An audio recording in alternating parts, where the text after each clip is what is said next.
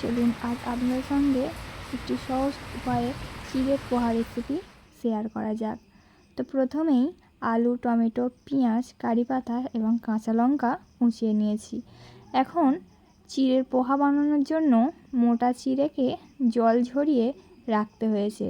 জল ঝরানোর আগে 1 থেকে 2 বার ভালো করে ধুয়ে নেবেন। দেখুন ঝরঝরে মতো হয়ে গেছে।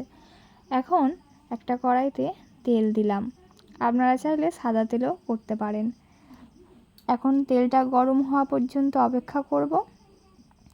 এবারে আগে থেকে কিছু কাঁচা বাদাম আমি ওই তেলে ভেজে নেব। ভালো করে ভেজে নেওয়ার পরে বাদামগুলোকে তুলে নেব। এগুলো লাল লাল হয়ে এসেছে, দেখুন এটা মানে হচ্ছে বাদাম ভাজা প্রায় হয়েই এসেছে।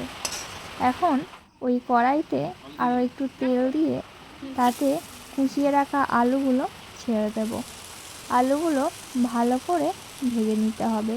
একটু মিডিয়াম ফ্লেমে প্রথমে ভালো করে আলুগুলো ভেজে নিতে হবে।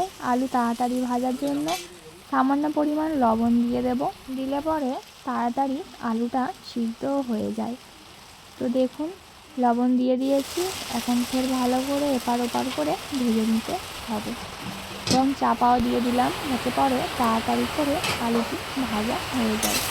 তো দেখুন আলুটা প্রায় ভাজা হয়ে এসেছে। হালকা ফ্লেমে আরও একটু ভাজতে থাকুক, ততক্ষণ চলুন চিড়েটা রেডি করে নেওয়া যায়। ঝরিয়ে রাখা চিড়েতে কিছুটা পরিমাণ হলুদ দেব এবং হলুদ দিয়ে ভালো করে চিড়েটা মাখিয়ে নেব এবং তাতেই সামান্য লবণও দেব।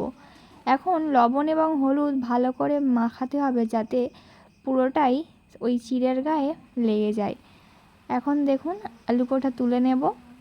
আলু এবং বাদাম ভাজা হয়ে গেছে। এবারে ওই তেলেই কিছুটা পরিমাণ কালো সর্ষে দিয়ে দেব। ফোড়নের জন্য দিলাম কালো সর্ষে, শুকনো লঙ্কা, জিরে দিয়ে ভালো করে নাড়াচাড়া করে নিতে হবে। দেখুন ফোড়নটা কড়াইতে দিয়ে দিয়েছি। এখন ভালো করে সামান্য ভেজে নেওয়ার পর কুচিয়ে রাখা পেঁয়াজগুলো তুলে দিতে হবে। পেঁয়াজটি ভালো করে ভেজে নিতে হবে। তো দেখুন ঠিক এমন টাইপেরই পেঁয়াজ হবে, একদম ছোট ছোট করে। আপনারা চাইলে গ্রেটার দিয়ে গ্রেটও করতে পারেন, তবে আমার মনে হয় একদম কুচি কুচি করে পেঁয়াজ কাটাটাই বেটার। তো পেঁয়াজটা একটুখানি ভাজার পরে কাঁচা লঙ্কাগুলো তুলে দিলাম। আপনারা আপনাদের ঝাল অনুমতি এবং স্বাদ অনুযায়ী লঙ্কা দেবেন। তো এখন আগে থেকে কারি পাতাগুলো দিয়ে দিলাম এবং ওর সাথেই টমেটো দিয়ে ভালো করে ভেজে কষিয়ে নেব। তো দেখুন ভালো করে কষিয়ে নিতে হবে। এখন টমেটো দেওয়ার পরে একটু জল সামান্য ছাড়ে, তো একটু মিডিয়াম টু হাই ফ্লেমে ভালো করে ভেজে ওতেই সামান্য পরিমাণ লবণ দিলাম যাতে পরে তাড়াতাড়ি সিদ্ধ হয়ে যায় এবং সব কিছু একে অপরের সাথে ভালো করে মিশে যায়। এখন জিরে গুঁড়ো এবং হলুদ গুঁড়ো দিয়ে দিলাম।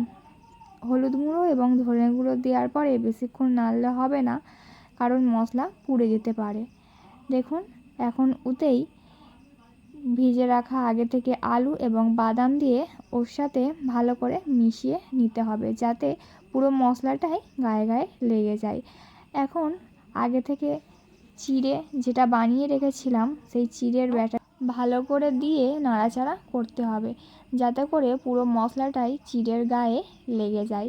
এখানে যদি আপনারা বুঝতে পারেন হলুদ কম হয়েছে তো এই সময় দিয়ে দিতে পারেন। আমার দেওয়ার প্রয়োজন হয়নি তাই আমরা দিইনি। তো দেখুন ভালো করে নাড়াচাড়া করে নিতে হবে 5 থেকে 7 মিনিটের মতো।